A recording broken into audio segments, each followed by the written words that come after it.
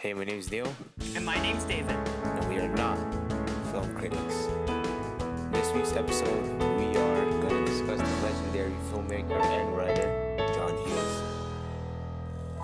But first off, I guess before we start, let me just get this out the way. I adore John Hughes. I adore his movies. He's the reason why I love watching movies now. You know, I really, I guess the era of the '80s in film and art and music was just, for me personally, was amazing. And John Hughes, he's a big factor as to why I love movies. Yeah. Before this, I'd only watched a few of John Hughes' movies. I had heard of them, obviously. He's a very famous filmmaker in the 80s and 90s, but I only watched I think 4 or 5 of them. Oh yeah, all right, that's all cool though. That's fine because he honestly didn't have a lot of movies. Just like his movies, his career as a filmmaker is short and sweet. Just to say that he did write a lot of great movies though. So I guess we'll break it apart into two sections. First, we'll focus on the movies that he written and directed, and then afterwards we could talk about the other movies that he just written or produced. So first off, let's start off with the very first movie that he directed. His directorial debut is The 16 Candles, starring Molly Ringwald, obviously Molly being in a lot of his movies, and Anthony Michael Hall, another um, actor who appeared in a lot of his movies. What did you think of 16 Candles? Honestly, didn't love it. Okay. Because I went into the movie and I was just. So this may be a fault of my own, but I remember when I was a kid, there was a version of this movie. I can't remember if it was called 16 Candles or 16 Wishes or something. It was something to do with 16, right? And it was with I remember. I know what you're talking about. You know what I'm talking about? The one with that girl from Debbie Ryan. Debbie Ryan. Yeah, Debbie Ryan, and she was in it, and it was all like, oh wow, she had these candles, and she blew on them, and she got magic wishes, right? And I went into this movie thinking it was generally the same, but it was not. It was just a teen movie where it's people forget a birthday, you know. And so that's a bit on me. I came in with the wrong expectations, right? But I think even without me coming in with the wrong expectations, this movie wasn't the greatest. Like, maybe it's a product of its time. Maybe I would have found it more entertaining if I saw it in the theater in the 80s or in the 1984. But I don't know. It's just it didn't grab me. It just seemed like a normalish story with kind of a bit lazy characterization and not it never really fully committed to its characters, never really fully committed to the plot, and a lot of it just wraps up at the end for no apparent reason, and it just never feels it never feels real, it never feels authentic.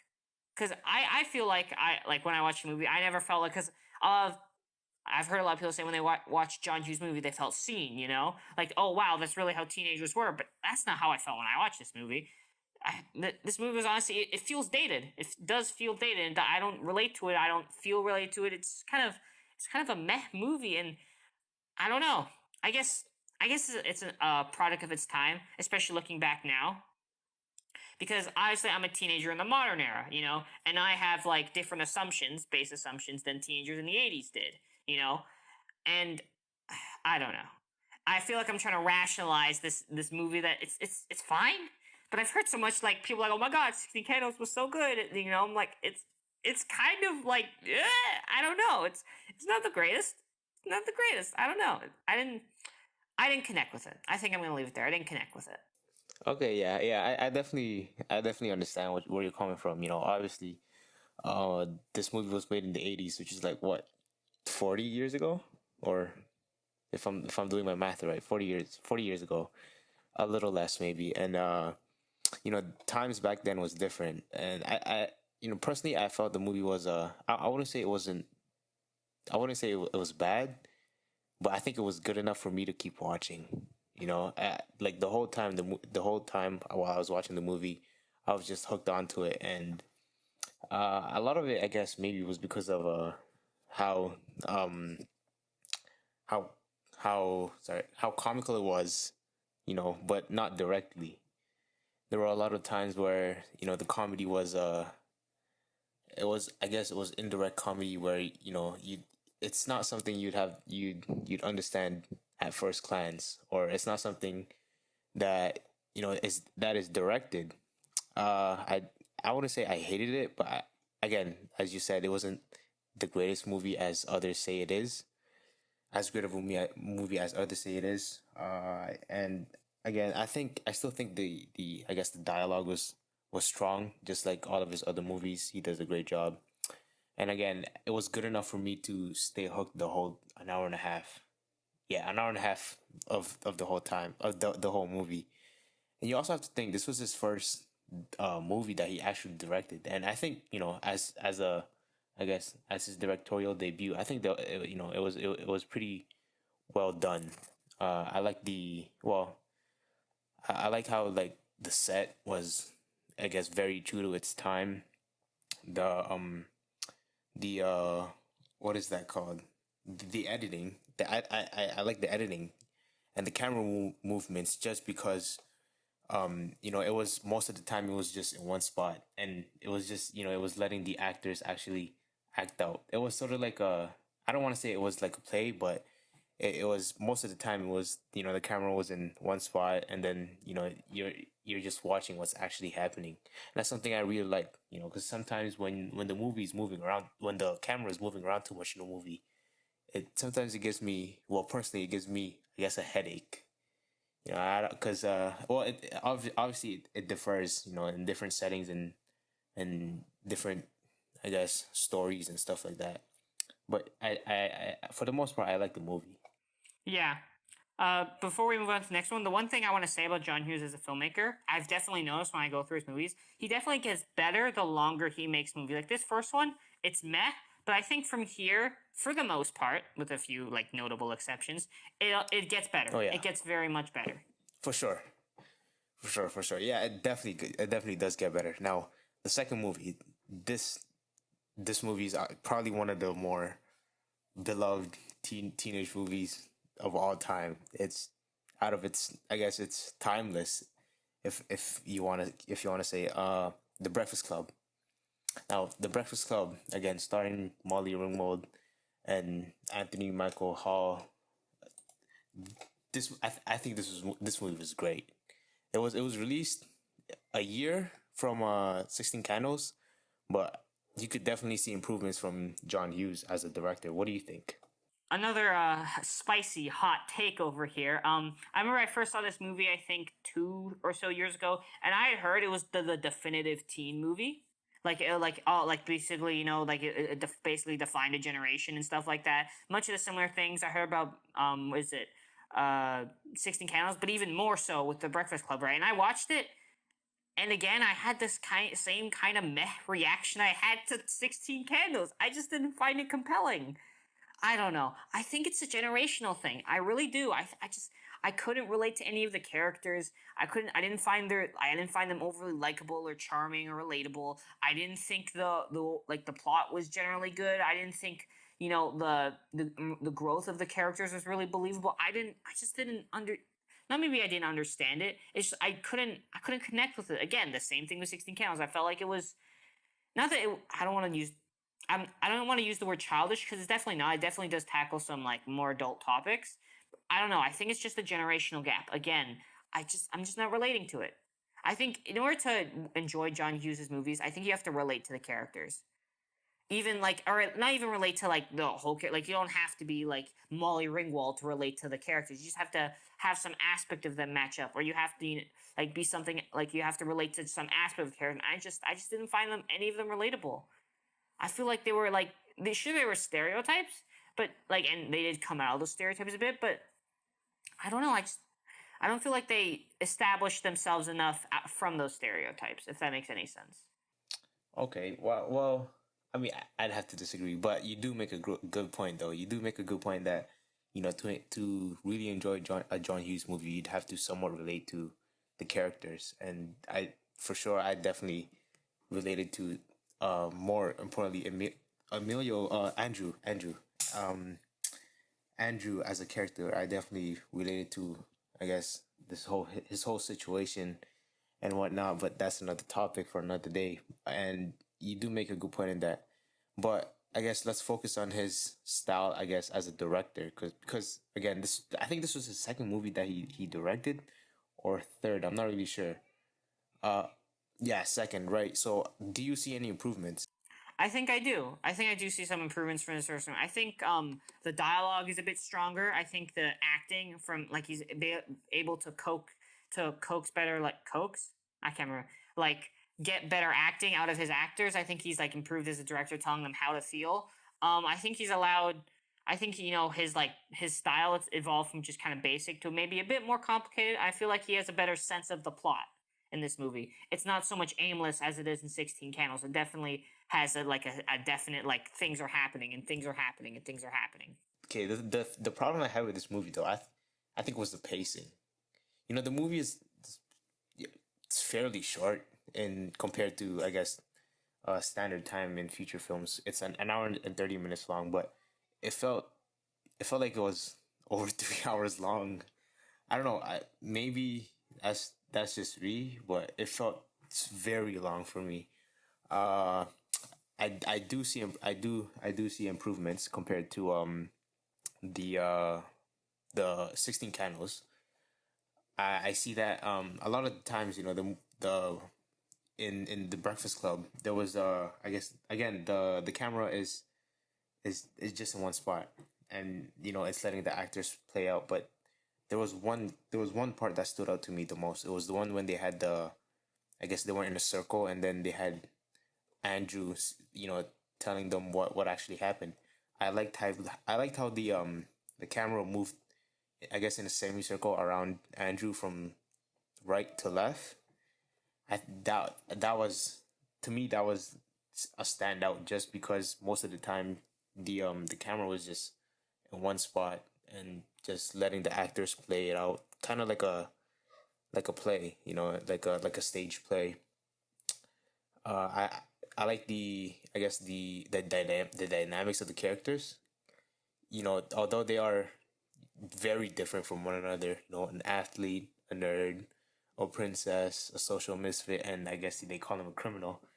They still, I guess, they learn from one another. You know, and in the end, they got to know each other much better, and then they realized that you know different people have different experiences, and so you just can't base it off that. What I like about this movie though is I like how the I guess the concept of the story of having totally different people, you know, totally, you know, people from different experiences, having different interests, having them, I guess, be in one room and you know spend time together and really get to know each other, because in reality we as a humanity, I guess, aren't that different from one another as we think we are. And I think that's what makes the movie The Breakfast Club so timeless, as others say it is. And but yeah, you do make a good point though, as saying that you have to you have to I guess relate to the characters to actually enjoy the movie.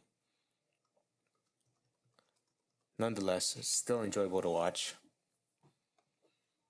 Now, the next movie, which is first of all interesting, very interesting.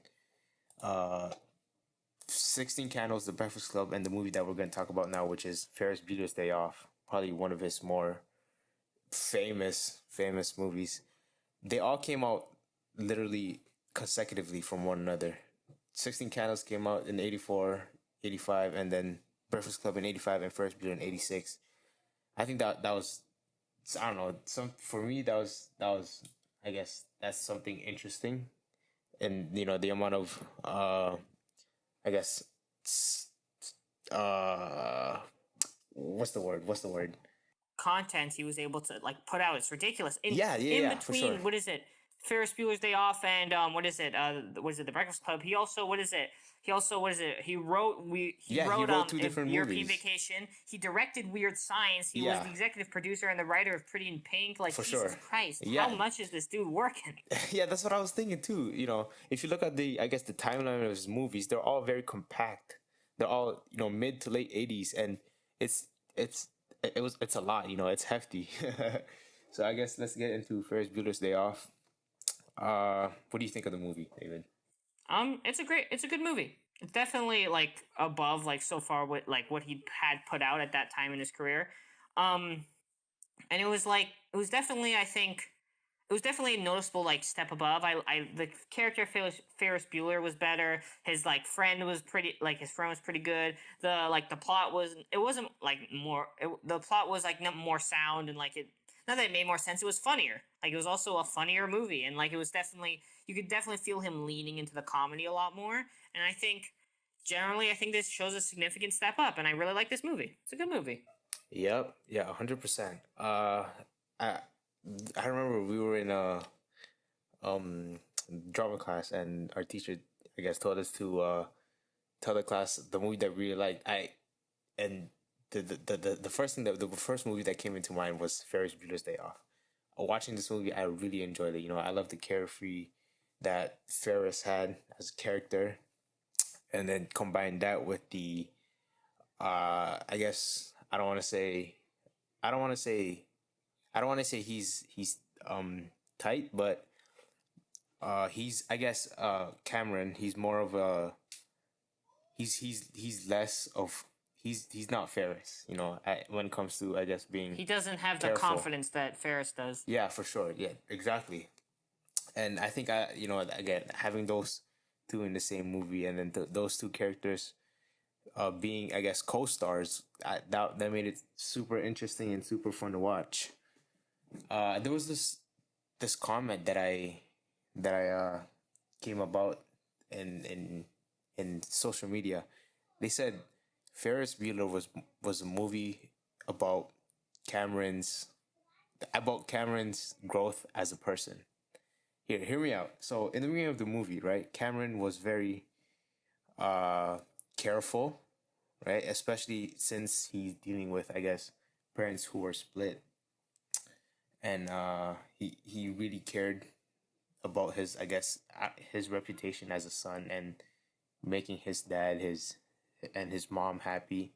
But then and in the end of the movie, when the car broke, he's Cameron just lost it, right? He just, I guess, he got out of his bubble and ran and destroyed the car, and basically said everything that he's been thinking and he's felt. That I don't know. The internet is a great place and a bad place at the same time. But that I guess that comment just really stuck to me because Cameron was one of the more important characters aside from Ferris for sure. Yeah, he definitely grew a lot over the course of the movie.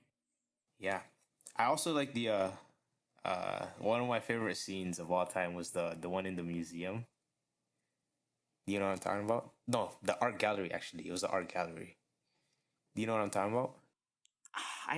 Was it the one where they're in the archive and they're looking at a bunch of stuff and Yeah, yeah, and yeah. like a bunch of like music. I can't remember what. Oh god, I can't remember exactly what happens. But I think I do remember them being in an art gallery. Yeah. Right, you remember that, right? Yeah, that's definitely one of my favorite scenes in movie history of all time. The editing there was great.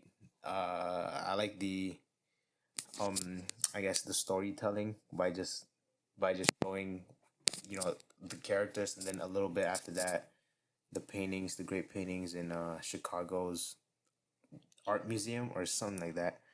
But yeah, that definitely one of my favorite scenes of all time. Anything stand out to you?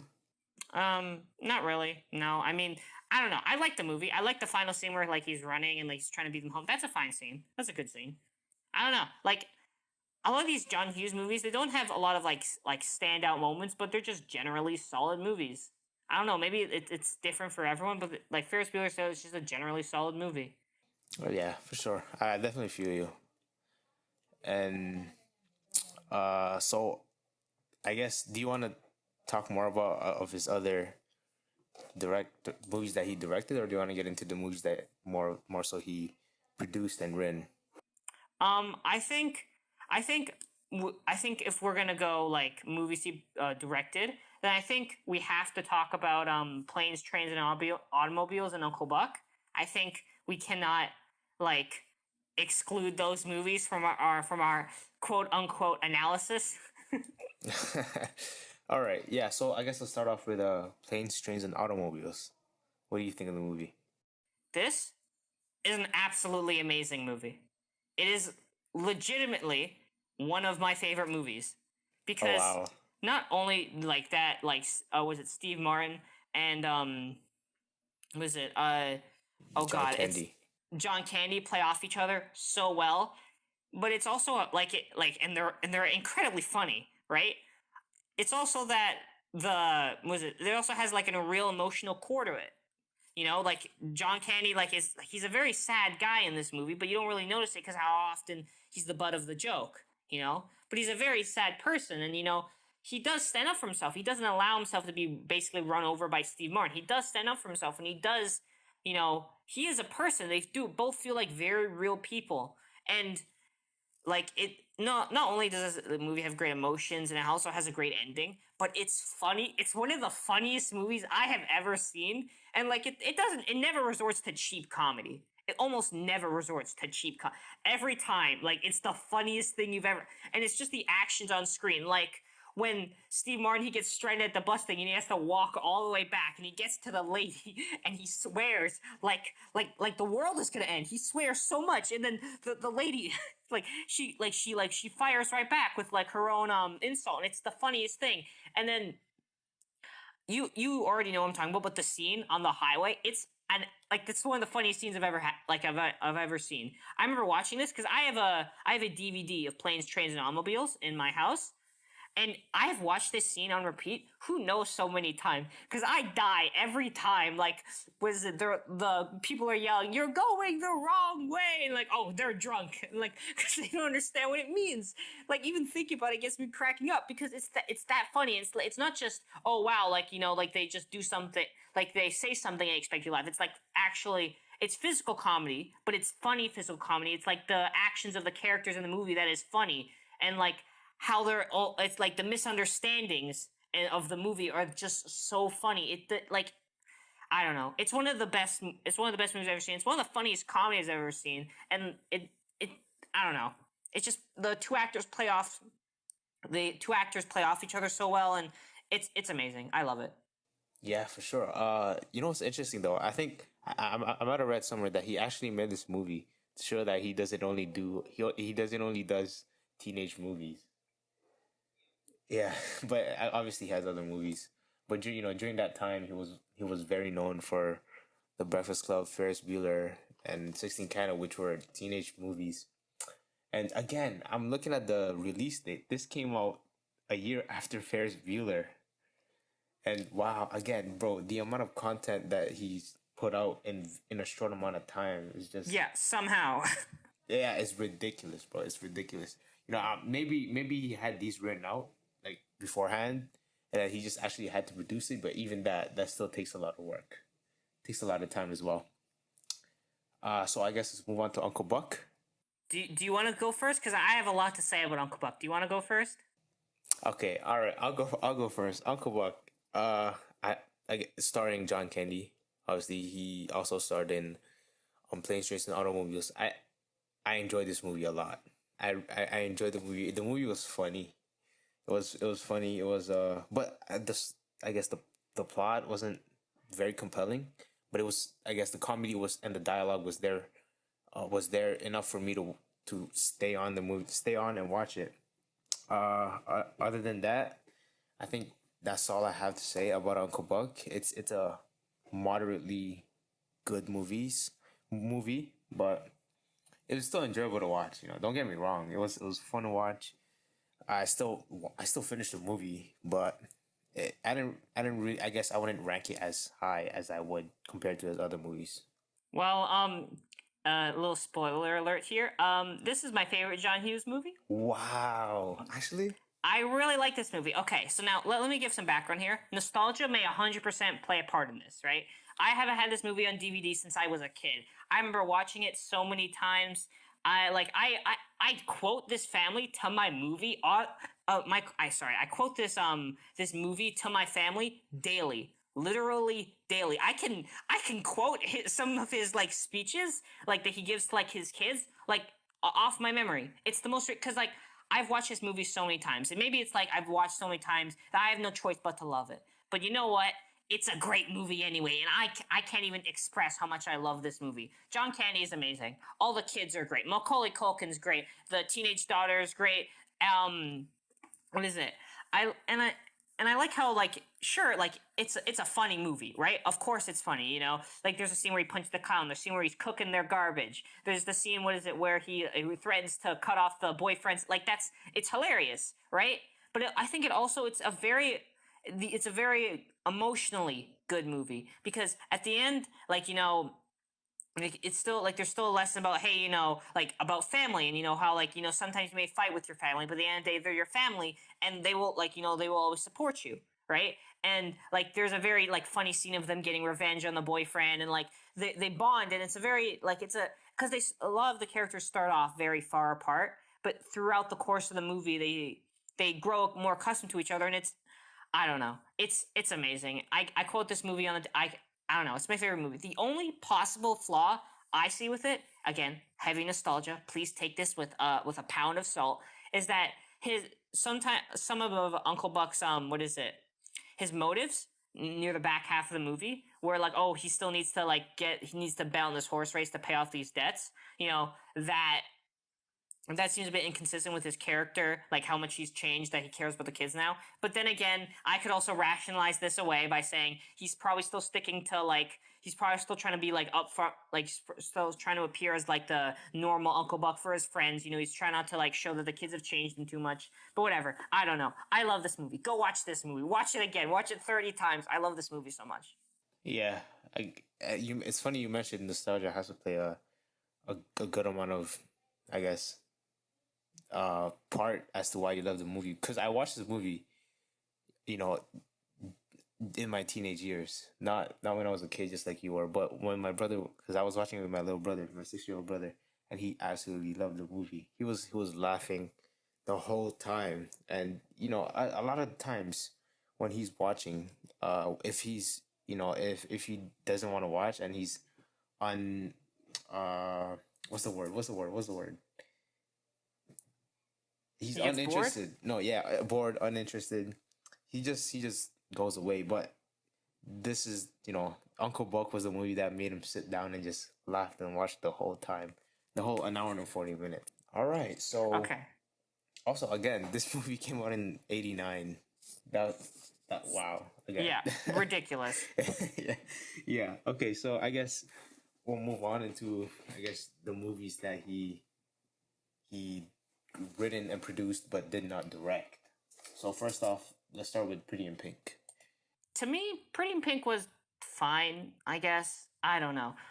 I have a feeling that a lot of this, like my kind of what's the word? My non-feeling is I don't know. My general lack of emotion towards his like John Hughes' early movies is because of they were made in the '80s and I wasn't a teenager during the '80s, so I can't relate to them. So most of the things that characters do seem wildly weird and not very like relatable or not very not very like consistent. But maybe that's just teenagers back then. I know teenagers aren't exactly the most logical beings, but I don't know. It was fine. Well, actually, I really like the movie. I think I liked it more than 16 Candles. Because again, the dynamics between the characters themselves being so different from one another and still somehow making the movie work. That for me, if you have two polar opposites and you have them in one movie, that just captivates me, as an audience. And can I just point out though? The young John Cryer looks like a mix of young Matthew Broderick and young, what's his name? The guy from Greece. The guy from Greece. Oh, God, John Travolta. Yes, John Travolta. Yeah, he does. Dude, yo, 100%. Yeah. Right? Yeah, I was thinking like I was looking at it. I was like, huh, is that Matthew Broderick? When I watched the movie, I thought it was Matthew Broderick too, and I searched the place. No, it's not. What? It's not. It's John Cryer. Wow, that I don't know. it tripped me out a bit. But his character Ducky, he was done wrong. He was done very wrong. I didn't like what they did to Ducky. Because he's such a likable character. He's those characters that the fans love. I don't know. Yeah, I mean, it it was fun to watch for sure. Yeah, it was definitely fun to watch. I don't know if I agree with you on the whole Ducky is a lovable character so much as a No, Ducky is an ungrateful brat that really doesn't understand how other people function. But whatever. To each his own. I mean, reason yourself. Why defend yourself? Oh God. Hold on. Can we save one of these rants for later? I gotta do a whole rant on Some Kind of Wonderful, the next movie we're gonna be covering. I gotta do a whole rant on that. I gotta do a whole rant. All right. Okay. Yeah. Enjoyable to watch. Fun to watch. Okay. Last time I'm pointing this out. This movie came out in '86. All right. Last time I'm pointing this out in a very short amount of time. Yeah, he directed. Okay. He not direct. He wrote this movie and Ferris Bueller's Day Off in the same year. You released even one of those movies in a year. You're good. People applaud you. He did two. Now, okay, hold on. Let's look at the timeline from 1984 to 1989. Right? He produced, directed, and written 16 Candles, The Breakfast Club, Ferris Bueller, Weird Science, and Planes, Trains, and Automobiles, and Uncle Buck. And in that same time, he also written and produced Pretty in Pink. That's like 6 movies in 4 years, dude. 5 years. He's insane. He's a machine. Also, don't forget, he also written National Lampoon's Christmas Vacation. Quick 3-second bit on National Lampoon's. I didn't like that. It was very dated. It was very what? Sorry. Dated. Dated. The comedy in that movie was very dated. It felt like it did come out in like in the 80s, where everyone was just, oh yeah, it's very funny how this guy doesn't respect his wife at all. Haha. Like. Yeah, no, I didn't like that as well. I guess we'll move on to Some Kind of Wonderful. You could. No, you go first. I gotta rant on the back half of this movie. Just go first. No, you okay? All right. To be honest, I didn't really like this movie. I didn't really enjoy watching it. It was, how long was it? I think it was an hour and 35, an hour and 20 minutes, an hour and a half, hour and a half. It felt a long time. But I still finished the movie, so that must say something. But that's basically all I have to say. Nothing else, bro. Okay. Do you wanna, I guess, personally, I'll let you have your rant. The first half of this movie, it was fine. It seemed like a generally standard, like unpopular boy, like popular girl that gets together. Oh wow, she sees how good he is, breaks up with her bad boyfriend, and then they walk away happy at the end of the movie. And plus, there's the side character who is in love with the main character, but not really. But like the main character doesn't see it. Like that's a fine dynamic for a movie. But it just collapses in the second half under the weight of like all these plot threads that just don't go anywhere, and their plan makes no sense, and I don't understand what any of the characters are doing. Like, okay, I can't even remember the main character's name, but his plan for like, I don't even understand what like if he even thought his plan through for a second, it would collapse. Because his plan in the back of the half of the movie is to like confront Leia Thompson about how she's just been playing him for a game, right? But then why in the goddamn why does he take her out to an expensive restaurant? Why does he take her to an art museum? Why does he spend all of his college money? Which even if you didn't want to go to college, that's fine. Whatever, to each his own. You can do something else with your life. I don't really care. But why would you spend all that money on a date just to say to someone, hey, why are you doing this all for a joke? And then for some reason, she is able to flip it back on him, which doesn't make any sense, because she's like, oh, well, actually, you were doing the same thing with me because you brought me out tonight and you took me all these expensive places. And, but really, you were just bringing me here just to confront me. And it's like, he was only doing that because you did these are not equivalent things. it doesn't make any sense. I feel like watching the back half of the movie, I was going crazy. And then what is it? Leia Thompson, like she was, and then they resolve everything. And Leia Thompson, they show up to the party, and then Leia Thompson gives the main bad guy a good slap on the wrist, and then that's it. That's the whole movie. You know, of course, the main character and his side character that was interested in him, but he wasn't interested. He is now interested in her, and they get together, and that's it. That's the whole movie. It was the most ridiculous, backwards thing I've ever seen in a movie. It didn't make any sense. The one thing I will give this movie is I really like the relationship between the main character and the bully. That was really cute. I kind of wish the bully had a bigger part in the movie, but whatever. That's just me. Okay, now the next two movies, these two movies are probably the most successful, most successful John Hughes movies in terms of, I guess, sales and longevity. Home Alones, the two Home Alones, because let's be honest, the Home Alone 3 and Home Alone 4 are forgettable. Let's just push those to the side. So Home Alone, the first one, and Home Alone 2. I guess let's cover the first one first. You want to start? Sure. Yeah. Everyone, I'm pretty sure everyone like my age has a nostalgic relationship to the first Home Alone movie because it's on Christmas reruns every single year, and I have watched this movie every Christmas for I think the past 30 years. I'm not even 30 years old. This is just how I feel.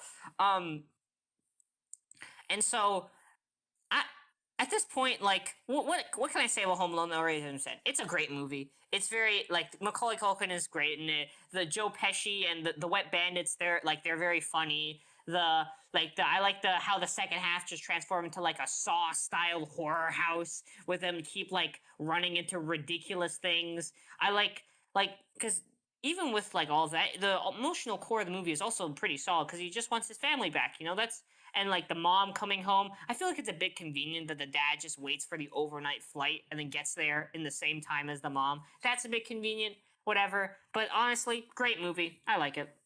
Yeah, I was gonna say you said that this is a Christmas rerun, but no matter how much times you've watched this during Christmas time, you never get sick of it. You never get sick of the movie. The movie's obviously great. It's amazing. But one thing I have to say though, Joe Pesci, obviously him being a very great actor, he's only known. I guess he's only known for the Home Alone movies. I mean, that's not bad, but he definitely has other works that are much better than Home Alone. I like the comedy here. Comedy was funny. I think Christopher Columbus did a great job in directing the movie, and you could definitely tell, that it's a different director. The cuts are different. I guess the camera move is different as well. It wasn't just I guess one spot and then shows everything out. And what made the movie so fun though, like so fun to watch, was how involved you got. How involved the audience got. If that might sound a little weird, but the little camera moves like big make a big impact. If you just feel like you're in the same room as the characters, you'll love the movie for sure. And another thing, Home Alone, I liked how, although it was funny, it still had very, I guess, dramatic sequences. It wasn't just totally comedy. It was a family movie, you know. And I like how John Hughes, he's mastered this, I guess, throughout his life, his works. He's mastered having comedy. Mastered mixing comedy and um drama. In this I guess in the same, almost almost consecutively. Because in one scene you'd be laughing. You'd be cramping your stomach, laughing, and then the scene after that you're gonna be tearing up. And Home Alone was a great movie, and Home Alone 2 I think was even a better movie. I don't know. That's how. What do you think of Home Alone 2? Personally, I think Home Alone and Home Alone 2 are generally in the same class of movie. I remember for a while I liked Home Alone 2 more, but I think my just kid brain just latched onto the fact that the robbers get beat up even more in this one. He gets hit with a brick 3 times. Like I don't think it's a better movie for having a more elaborate like death, not death scene. I don't want to say death scene, torture scene at the end. But I feel like in this one, Macaulay Culkin, he gets a bit more to do, and I feel like there are some funnier scenes in this one than the first one, like the one with the angels with filthy souls, like that old timey DVD where you're able to get all the hotel staff on the ground and yelling "I love you." That was funny, but generally I feel like Home Alone 1 or Home Alone 2 are the same class of movie. Um, the only thing that kind of stands out as weaker in Home Alone 2 is Macaulay Culkin's motivation for wanting to take out these robbers. Like, sure, of course, they're robbing, and robbing generally is bad. Um, but I feel like he's like, oh, like he looks at that window of that kid on Christmas. He's like, oh, no one takes Christmas from kids, and then he that was kind of weird and off putting. But besides that, it's generally this pretty much not the same movie, but it's generally the same, not style, but generally the same feel, or generally the same like rating. I would give the same rating to the first one as I would to the second one. Okay, well, personally, I think the second one was a lot better than the first one, and it's one of those rare instances where the sequel is better than the first movie. I like the you said it was funnier. I also like I guess it had more drama in it, and having very funny scenes. I guess balance it out with talking about, I guess I don't want to say deep, but talking about how he was alone and how basically had to care for himself, and he owned Macaulay Culkin's character, what's his name, Kevin. He didn't only care for himself, he also cared for others as well, right? He helped, I guess, uh Mr. Duncan, right? And I guess you said nobody steals Christmas from children. Okay, I think now, um, we got to get into the tier list. Is there any movie we missed, or do you think we covered all of them? No, I think we've definitely covered all the Oh guys. shoot, did you watch Weird Science or no? Oh no, actually I No. wasn't able to watch Weird Science, no. But I Okay, guess I you can could save you. I cover can. it. It's okay. I can save you the watch. It's a garbage fire. No. It's the kind of early '80s wish fulfillment trash that probably like was only made to what it for 14-year-old boys at the movie theater. And let me tell you, 14-year-old boys do not have great taste. And I'm saying this as a 16-year-old boy. Okay, we do not have great taste. I will look back at half of these ratings in a year and look at how stupid I was. Trust me. Anyways, I think we can move on to the tier list. Okay, yeah. So the tier list. I guess let's go movie per movie. Let's start out with 16 Candles. I think I'll put 16 Candles in the C tier. I think I'd put it a little bit above to B tier. Again, I think aside from being not having, I guess, the best performance, I think, and the best plot, but I still think the dialogue was great. It was fairly funny. I like what's his name? I like Michael's performance. And yeah, sorry, no, yeah, Anthony Michael Hall. I like his performance there. But B tier, it was all right. Okay. How about the breakfast cl- bre- breakfast the bleh, bleh, bleh, the Breakfast Club? Breakfast Club. Now this movie, I think I'm gonna have to put it to S tier. Yeah, S tier. Okay, so let's go back to, I guess, episode one with Stanley Kubrick with 2001: A Space Odyssey. I stated that I put it in S tier because it was so open interpretation, and that it becomes timeless. I think the Breakfast Club too, it becomes timeless in a way that it speaks to, I guess, not everybody, obviously. It definitely didn't speak to you. It speaks to a lot of teenagers and how they feel in their life right now. We're how about I mean for me Breakfast Club would probably be another C tier. Just it's fine. I don't know. It's fine. Moving on. How about Ferris Bueller's Day Off? Ferris. Now, again, as I previously said, this is my favorite movie of all time. Ferris Bueller. It's funny. Uh, amazing careless character, great dynamics. It was funny jokes. Definitely S tier for sure, 100%. Okay. I think I'm gonna have to go with B tier. It's good, but it's not great. I mean, it's good. It's some parts are great, some parts are not great. It's good. B tier. All right, all right. So next up, I guess let's go to Pretty in Pink. Yeah. What would you give Pretty in Pink? Pretty in Pink, I'd give it an A tier. Yeah, B tier. tier. B tier. Okay, Actually, wow. I'd give it a B tier. B tier. I'd give it Okay. a B tier. There you go. Yeah, that's definitely more fitting. That's definitely more fitting. Yeah, definitely B tier. Again, it was all right. It was good enough for me to enjoy and watch the whole entire time. Mm-hmm. I think I'm gonna have to give it C tier again. Just this. I don't know. Nothing's been D tier so far, at least from what we've discussed. No, okay, all right. Wow. Okay. So, How about Some Kind of Wonderful? again, as I said, I didn't really enjoy the movie. I'd have to give it C tier. I don't. Nothing much for me to say. I didn't really enjoy the movie. You know, I mean, I did get through it, right? So that says something, but it wasn't some. You know, it's not my favorite for sure.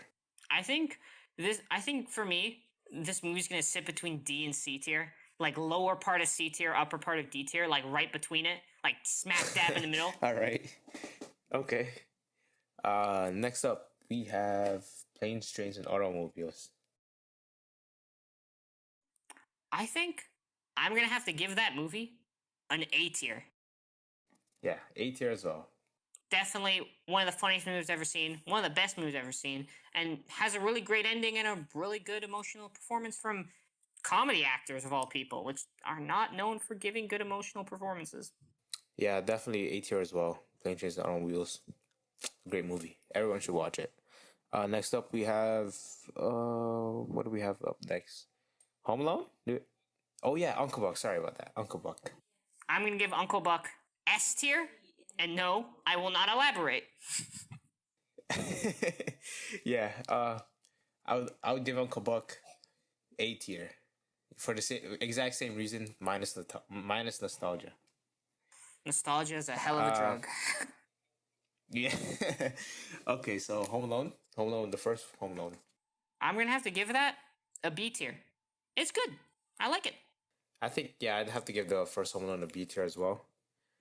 You know, just because I want to give Home Alone 2 A tier, but I don't want Home Alone. I don't want I don't want them to be, I guess, around the same ranking, just because I thought Home Alone 2 was better. So with that being said, what is your Home Alone 2 tier list? For me, Home Alone 2 would probably be a B tier. It's good. It's pretty much the same as the first movie. Not story-wise, but just rating-wise. All right. I mean, B tier for Home Alone 2 and Home Alone. That's a bold move right there, man. I know. And I think that about wraps it up. Oh, wait, I forgot. Weird Science and National Lampoon's Vacation. Time to put those on the F tier where they belong. Yeah, Weird Science. F tier for sure. F tier. Okay. I think we have talked about John Hughes for as long as two people physically can without shooting their brains out. So I think that's going to have to do it for this episode of Not Film Critics. And I'll see you next time. Special thanks to Nicholas Biancalin. Make sure to subscribe to his YouTube channel at The End Note, or you could follow him on Instagram at endnote_music. Be sure to follow us on Instagram at not.film.critics and on Twitter at nonfilmcritics for exclusive content and news. See ya.